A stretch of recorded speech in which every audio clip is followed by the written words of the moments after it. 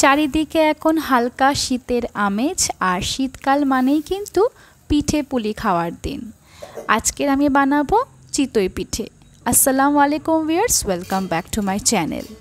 এই চিতই পিঠে কম বেশি সবাই আমরা পছন্দ করি, তবে সবার হাতে কিন্তু এই চিতই পিঠেটা সবসময় পারফেক্ট হয় না।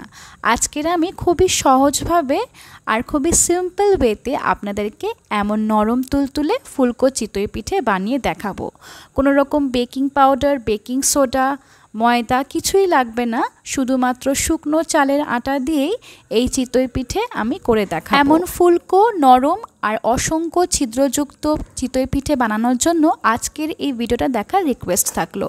So let's start. আমি এখানে ফার্স্টে একটা ছাঁকনি বা চালনি নিয়ে নিয়েছি আর এটার মধ্যে দিয়ে দিচ্ছি মেজারিং কাপের 2 কাপ চালের আটা। এটা শুকনো আতপ চালের আটা, আর আটাটাকে এইভাবে ফার্স্টে একটু চেলে নেব। এই ভিডিওতে আমি কিছু টিপস শেয়ার করব, যেগুলো ফলো করলে কিন্তু আপনাদের চিতই পিঠে কিন্তু এত সুন্দরভাবে রেডি হয়ে যাবে। ফার্স্টে কিন্তু আমি আটাটাকে এইভাবে চেলে নিলাম, আর এইটাই হচ্ছে আমার টিপ নাম্বার 1। সবসময় আটাটাকে কিন্তু ফার্স্টে এইভাবে একবার চেলে নেওয়ার চেষ্টা করবেন। এখন এর মধ্যে দিয়ে দিচ্ছি আমি হাফ চামচ নুন, আর নুনটা অবশ্যই আপনাদের টেস্ট হিসাবে দেবেন। খুব ভালো করে এইভাবে মিশিয়ে নিলাম নুনটা। এখন দিয়ে দেবো এখানে পানি। পানির টেম্পারেচারটা হবে উষ্ণ গরমের থেকে একটু বেশি গরম, মানে একটা আঙুল ডুবিয়ে রাখলে যেন সহ্য করা যায় এইরকম পানি কিন্তু আমাদের লাগবে। একেবারে ফুটন্ত গরম পানি না, আবার উষ্ণ গরমও না, উষ্ণ গরম পানি থেকে একটু বেশি গরম। আর পানিটাকে আমি ফার্স্টে হাফ কাপ পানি মতন দিয়ে এইভাবে একটু মাখিয়ে নিয়েছি। এখন আবারও হাফ কাপ পানিটা দিয়ে দিলাম। এখানে ফার্স্টে আমি 1 কাপ পানি দিয়েছি, আর এইভাবে কিন্তু হাত দিয়ে মাখিয়ে নিচ্ছি। আর এই চিতই পিঠে ব্যাটারটা কিন্তু সবসময় হাত দিয়ে মাখিয়ে নেওয়ার চেষ্টা করবেন, এটাতে কিন্তু বেস্ট রেজাল্ট পাওয়া যাবে। খুব ভালো করে হাত দিয়ে এইভাবে মাখিয়ে নিতে হবে, আর এই মাখানোটা একটু খেয়াল করে দেখবেন। এইভাবে কিন্তু আমি 5 থেকে 7 মিনিট খুব ভালো করে মাখিয়ে নিয়েছিলাম। এখন আমি হাত দিয়ে এইভাবে ফেটিয়ে নিচ্ছি। খুব ভালো করে ফার্স্টে কিন্তু আমরা এই চিতই পিঠের ব্যাটারটাকে রেডি করে নেব। আর এই ব্যাটার বা গোলার উপরেই কিন্তু আপনার চিতই পিঠে কতটা ফুলবে, কতটা নরম হবে বা কতটা ছিদ্রযুক্ত হবে সেটা কিন্তু ডিপেন্ড করছে। তাই খুব ভালো করে এইভাবে একটু সময় নিয়ে আমাদেরকে এই গোলাটাকে রেডি করে নিতে হবে।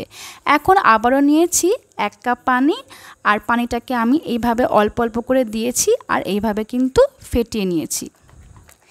এখানে মোট আমার টোটাল কতটা পানি লাগলো সেটা কিন্তু আমি বলে দেবো আপনাদেরকে, তবে পানিটা কিন্তু আপনাদের কম বেশি হতে পারে। এটা ডিপেন্ড করছে চালের আটা বা চালের গুঁড়োর উপরে।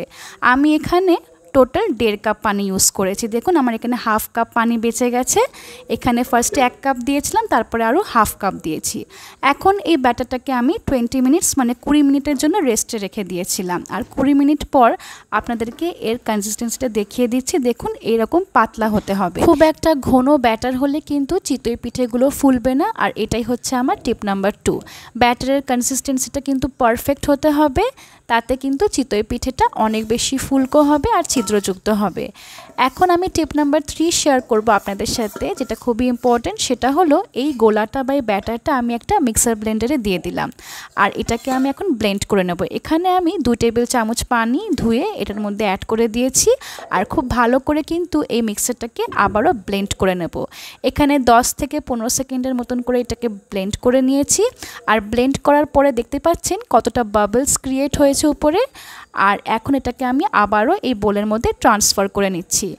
সো এটা কিন্তু আমার খুবই ইম্পর্টেন্ট একটা টিপ, এটা আপনারা অবশ্যই ফলো করবেন। আমার এখানে চিতই পিঠের ব্যাটারটা একেবারেই রেডি। এখন এগুলোকে ভাজার পালা। গ্যাসের উপরে বসিয়ে দিয়েছি একটা লোহার কড়াই, আর কড়াইটাকে ফার্স্টে খুব ভালো করে গরম করে নিয়েছি। একটা বাটিতে আমি কিছুটা পানি আর কিছু ড্রপ তেল একসাথে মিশিয়ে নিয়েছিলাম। একটা কাপড় দিয়ে এইভাবে ভিজিয়ে নিয়ে কড়াইটাকে আমি মুছে নেব। এইটা করলে চিতই পিঠেগুলো তলায় লেগে যাবে না, আর প্রতিটা পিঠে কিন্তু খুব সুন্দরভাবে উঠে আসবে। গরম কড়াইতে দিয়ে দিচ্ছি এখানে 1.5 হাতা করে ব্যাটার, আর এর মাপটাও কিন্তু আপনারা ঠিক রাখবেন, তাতে করে এই পিঠেগুলো একেবারে সমান সাইজের হবে। সাথে সাথেই ঢেকে দেবো, আর গ্যাসের ফ্লেমটা এখানে মিডিয়াম করে দেবো। এটাও কিন্তু খুব ইম্পর্টেন্ট একটা টিপ। আর 2 মিনিট পরে কিন্তু ঢাকনা খুলে দেখে নিচ্ছি। দেখুন কতটা সুন্দর হয়েছে, আর একটু ছোঁয়াতেই কিন্তু এটা উঠে এসছে। সো আমার ফার্স্ট চিতই পিঠে কিন্তু এখানে রেডি, একেবারেই অসংখ্য ছিদ্রযুক্ত ধোঁয়া ওঠা চিতই পিঠে। পিছন দিকটাও দেখিয়ে দেব, দেখুন কতটা সুন্দর হয়েছে। এইভাবে আমি বাকি পিঠেগুলোকেও রেডি করে নেব। যখন এর মধ্যে আমি ব্যাটারটা দেব আমি একটু মুছে নেব এইভাবে, যাতে পিঠেগুলো লেগে না যায়। এইভাবে আমি প্রতিটা পিঠে রেডি করে নিচ্ছি। এখানে 1.5 হাতা করে ব্যাটার দিয়ে দিলাম, আর সাথে সাথে কিন্তু এটা ঢেকে দিতে হবে, কোনো রকম ভেপার যেন বেরিয়ে না যায় এটা খেয়াল রাখতে হবে। গ্যাসের ফ্লেমটা মিডিয়াম করে 2 মিনিট ওয়েট করব, আর 2 মিনিট পরেই কিন্তু এইভাবে ফুলকো ফুলকো চিতই পিঠে আমাদের রেডি হয়ে যাবে। এই পিঠেটাও কিন্তু মাশাআল্লাহ অনেক বেশি সুন্দর হয়েছে,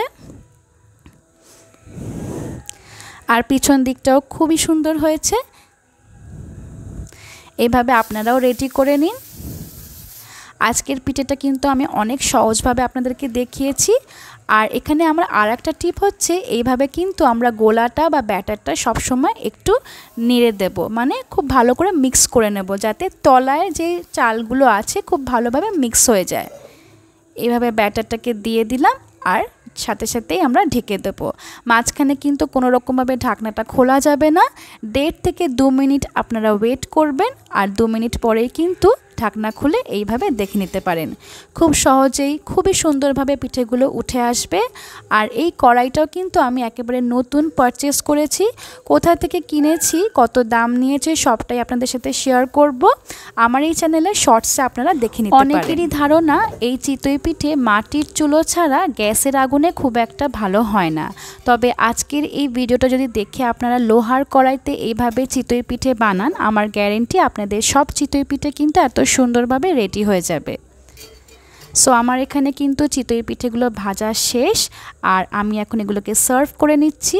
আজকের এই চিতই পিঠেগুলোকে আমি সার্ভ করব একটা চাটনির সাথে, আর এই চাটনির রেসিপি কিন্তু অলরেডি আমার চ্যানেলে দেওয়া আছে। আপনারা চাইলে মাংসর ঝোলের সাথেও খেতে পারেন, বা আপনারা দুধে ভিজেও কিন্তু এগুলোকে খেতে পারেন। চিতই পিঠেগুলো কিন্তু অনেক বেশি সফট হয়েছিল, ফুলকো হয়েছিল, দেখে নিশ্চয়ই বুঝতেই পারছেন। একটা আপনাদেরকে ছিঁড়েও দেখিয়ে দিচ্ছি।